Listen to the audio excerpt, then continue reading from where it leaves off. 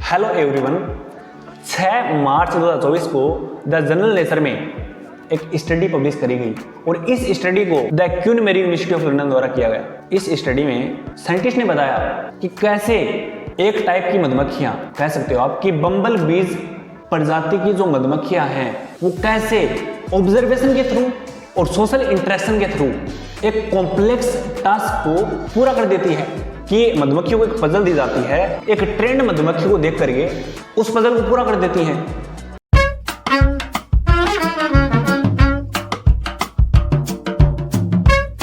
अब बात कर लेते हैं कि बम्बल बीज क्या होती है। तो बम्बल बी के बारे में बात करते हैं तो सबसे पहले आप इस इमेज को देखिए कि बम्बल बीज ऐसी दिखती है। अब ये बात समझ लीजिए कि जो बम्बल बी है कि बहुत सारे प्लांट्स में ये पोलिनेटर की तरह काम करती है। पोलिनेटर मतलब क्या कि एक फूल से दूसरे फूल में पोलन पहुंचाया जाता है कि मेल पार्ट ऑफ फ्लावर से फीमेल पार्ट ऑफ फ्लावर तक पोलन को पराग को पहुंचाया जाता है ताकि उस फूल से फल बन सके।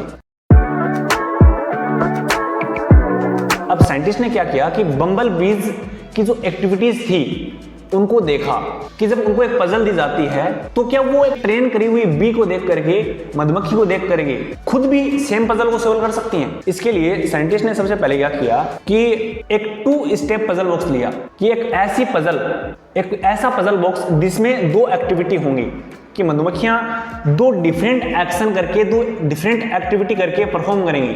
और सबसे इंपॉर्टेंट चीज ये कि फर्स्ट स्टेप करने के बाद में ही सेकंड स्टेप कर पाएंगे, यानी कि सीक्वेंस के हिसाब से पजल को सोल्व करा जाएगा। First step here, they don't get a reward in exchange for it. They have to wait until they open the whole box. We had 15 pairs of trained demonstrator bees with observers who we hadn't trained and who had never seen the box before. 5 of the 15 were able to learn to solve the box. और इस puzzle के and में और इसके and में उनको एक sweet reward मिलेगा।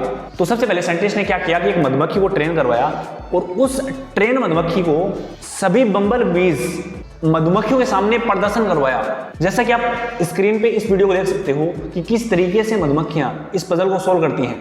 जब उन सभी मधुमक्खियों ने उस ट्रेंड मधुमक्खी को देखा और उसको ऑब्जर्व किया और खुद उस पजल को सॉल्व करने लग गए। इसके बाद में सोशल लर्निंग की ये जो स्किल थी वो उन्होंने सीख ली।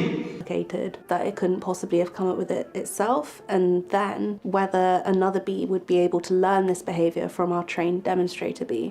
हालांकि इनिशियली शुरुआत में उनको स्ट्रगल करना पड़ा।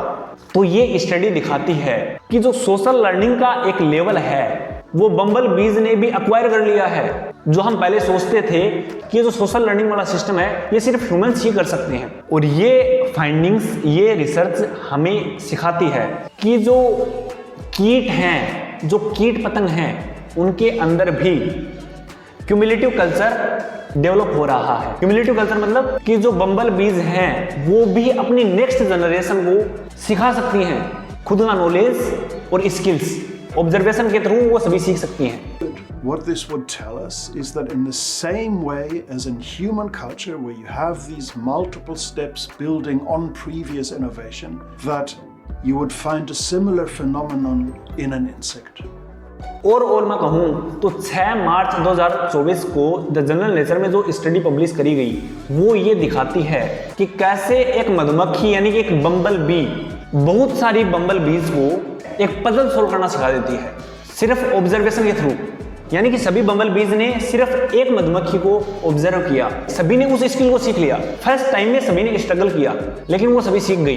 तो दोस्तों ये स्टडी आपको कैसी लगी कमेंट्स में लिख के जरूर बताना। चैनल को सब्सक्राइब कर लेना, वीडियो को लाइक कर देना और हमने जितने भी सोर्सेज की लिंक है वो डिस्क्रिप्शन में दे रखी है, आप जाके देख सकते हो।